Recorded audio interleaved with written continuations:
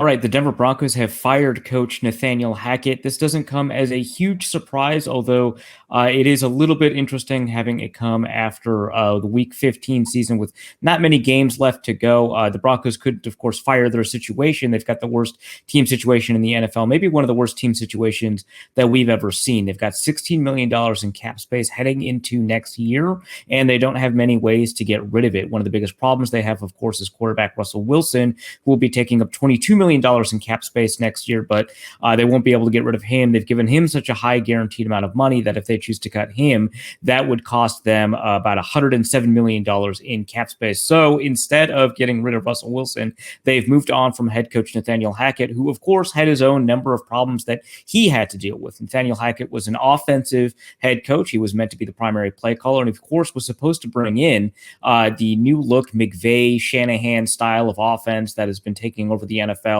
something that was perfected in Green Bay with Matt LaFleur, where Nathaniel Hackett was. And there was some idea that Nathaniel Hackett was supposed to bring in Aaron Rodgers from Green Bay. Failing that, they did trade for a quarterback. They traded away Drew Lock for Russell Wilson. Again, Russell Wilson has not been all that great. And in fact, the Nathaniel Hackett-Russell Wilson offense is one of the worst offenses the Denver Broncos have ever fielded in franchise history. They've averaged about 15.5 points per game. That is the third lowest in franchise history. Only beating them out were the 1971 Broncos and the 1966 Broncos, neither of whom play any version of modern football. In fact, when you account for the era, in fact, it's only the 1966 Denver Broncos that have had a worse offense than the one that was fielded this year by the Russell Wilson Broncos and Nathaniel Hackett. This doesn't have anything to do with the lack of talent up front either. They had a pretty decent offensive line and emerging wide receiver core, and were so comfortable with what they had at receiver that they were willing to trade Noah Fant away as part of that Russell Wilson package. And it's not like they were bad at tight end. Rookie Greg Dulcich was pretty good. So the issue was not the talent on the field. The issue was finding ways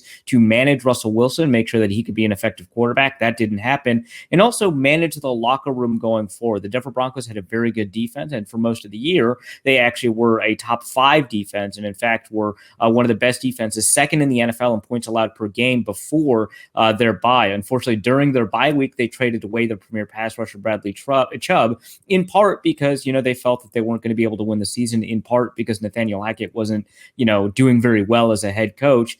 And since then, they've been 24th in points allowed. So they weren't even able to sustain that high-level defense that they had developed under Vic Fangio, their previous head coach. The number of losses the Denver Broncos have ranked up, they're 4-11 as of today, is the second highest that they've had in Denver Broncos history. Of course, with 2 more games left to go, they could beat out that 2010 squad that lost 12 games.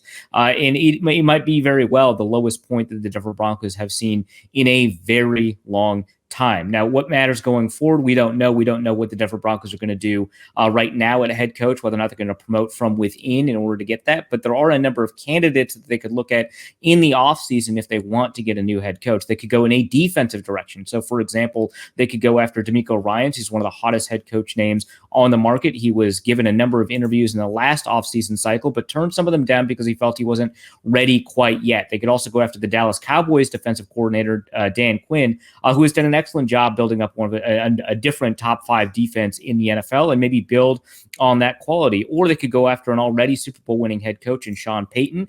He has kind of signaled that he is willing and interested in giving the NFL another go, or they could go after a younger offensive player, a younger offensive coach like Shane Steichen in Philadelphia or Brian Callahan in Cincinnati. As for right now, we don't really know with the Denver Broncos what direction they want to go in. We just know that with a new ownership group, they've got full license to do anything in order to kind of avoid and get over the embarrassment of having this really remarkably poor season. It's not often you see a head coach get fired after just 15 games into his tenure. Even winless coaches have lasted longer than Nathaniel Hackett. But you add up all of the in-game management mess ups, the fact that he seemingly has lost the locker room, and the fact that his specialty, the offense, is something that underproduced at historic levels, and you can see why they were willing to move on so quickly.